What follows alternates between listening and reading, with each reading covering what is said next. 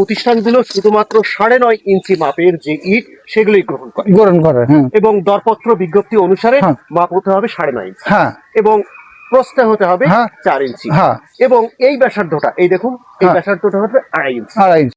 সঠিক পরিমাপের ইট তৈরি করছেন না অধিকাংশ ইট ভাটার মালিক। কোথায় ফাঁকি দিচ্ছেন, কিভাবে ফাঁকি দিচ্ছেন, সেই হিসাবটাই তুলে ধরছি আমি। করতেছেন বাবা। আচ্ছা, আমি একটা জিনিস জানি না, কিন্তু এই ইটের প্রতি পরিমাপ কত থাকা দরকার? এই পাশ থেকে এই দৈর্ঘ্যটা আমার জানা মতে ওরা 10 ইঞ্চি থাকার কথা। আমার জানা মতে, কিন্তু এখন সে 10 ইঞ্চি। তারপরে প্রস্থ ওরা 5 ইঞ্চি থাকার কথা। 5 ইঞ্চি থাকার কথা। তারপরে এই পাটে হাইটটা ওরা 2.5 ইঞ্চি থাকার কথা। 2.5 ইঞ্চি থাকার কথা।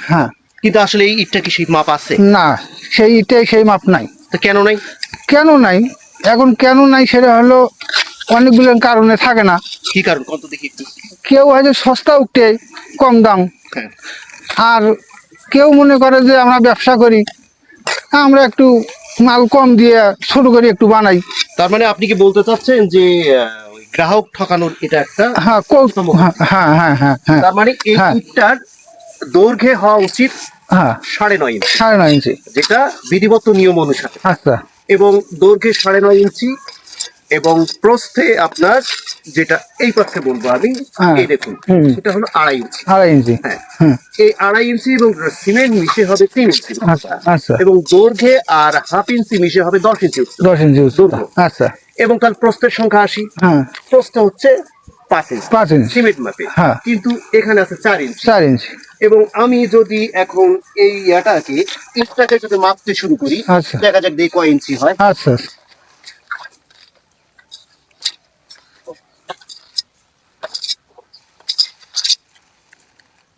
9 ইঞ্চি 1 সুত। 9 ইঞ্চি 1 সুত।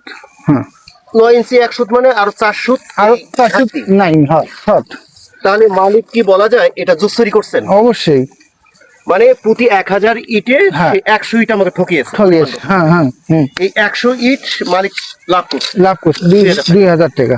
এর অর্থ হলো সে 1000 টাকা প্রতি হাজারে আরো বেশি লাভ করছে। যা লাভ করছিল তার চেয়েও বেশি লাভ করছে। নিয়ম বিষয়ে তাহলে সচেতনতা কি? এখন ওই বিষয়ে সচেতনতা মানে এখন এদের ঘরে কমিশন জানা দরকার। সরকার তো অনেক নীতি নির্ধারণ করতে আছে, সংস্থা আছে, পরিবেশ অধিদপ্তর আছে, আপনার গণপূর্ত অধিদপ্তর আছে, তারপরে রাষ্ট্রীয় অনেক প্রতিষ্ঠান আছে এই পরিমাপ দেখার জন্য। আচ্ছা, এখন তার ভেতর আমার একগুলো প্রশ্ন আছে বা কথা আছে, সেটা হলো এই যে সরকার আগে ভ্যাট নিত 10,000, এখন ভ্যাট চাচ্ছে 15,000। আমরা পার্সেন্টেজ মানে এটা শতকরা 10% থেকে আপনি 50%। তাহলে আমরা কোথা থেকে দেবো সেটা? তা আমরা এখন ওই জন্যই এই মাল শর্ট দিয়ে কাস্টমারের কাছ থেকে টাকা নিয়ে ওদের দেবো।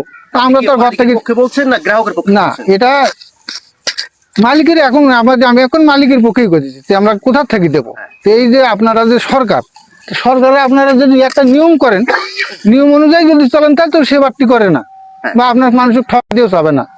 তো প্রতি বছরে সরকাররা যে এটা করে, আর এই যে আপনি কি বলছেন যে সরকার নির্ধারিত যে ভ্যাট কমিয়ে আনতে হবে? হ্যাঁ, অবশ্যই। তাছাড়া তো প্রতি বছরে বাড়ায়, সেক্ষেত্রে এই মাপের সঙ্গে মিল যখন ওরা এই সরকার ভ্যাট একই সমানে নিবে বা কম নিবে, তখন ওদিকে যাচ্ছি না, ভ্যাট হচ্ছে অন্য বিষয়, রাষ্ট্রায়ত্ত রাজস্বের বিষয়।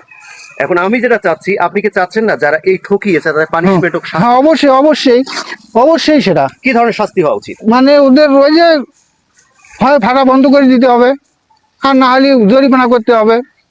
আর এই যে যারা ইট কিনে তাদের ঠকাচ্ছে না, এদের সব টাকা ফেরত দিতে হবে, যেহেতু যাবতীয় যা করেছেন আপনারা ফেরত দিয়ে দেন। এইরকম শাস্তি করলে তো অন্য যারা সচেতন হবে আর করবে না। এই শাস্তি তো দেয় না, কেউ দেওয়ার লোক নাই। আপনি কি চাচ্ছেন এই শাস্তি?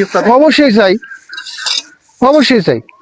তারা ব্যবসা করে, ব্যবসা করুক, এরকম মানুষ বলছেন ব্যবসা করলে স্বচ্ছভাবে ব্যবসা। আমি আর একটা কথা বলিয়ে রাখি, রাষ্ট্রায়ত্ত প্রতিষ্ঠানগুলো শুধুমাত্র 9.5 ইঞ্চি মাপের যে ইট সেগুলোই গ্রহণ করে এবং দরপত্র বিজ্ঞপ্তি অনুসারে মাপ হতে হবে 9.5 ইঞ্চি এবং প্রস্থে হতে হবে 4 ইঞ্চি এবং এই ব্যাসার্ধটা এই দেখুন, এই ব্যাসার্ধটা হবে 2.5 ইঞ্চি। তাহলে 10, সেটা হচ্ছে আপনার ইট এবং সিমেন্ট মাখার পর হবে 10, এ পাশে হবে 5 এবং এই পাশে হবে 2.5, মাখার পর হবে 3। এই কিন্তু আমাদের এইসব প্রতিষ্ঠানের মালিক যারা ইট ব্রিক্স বিক্রেতা, তারা করছেন কি পরিমাপে 9.5 ইঞ্চি নয়, 9.1 সেন্টিমিটার দিয়ে দিচ্ছে। তার মানে প্রতি ইটের 60 সেন্টিমিটার করে আমাকে ঠকিয়ে দিচ্ছে।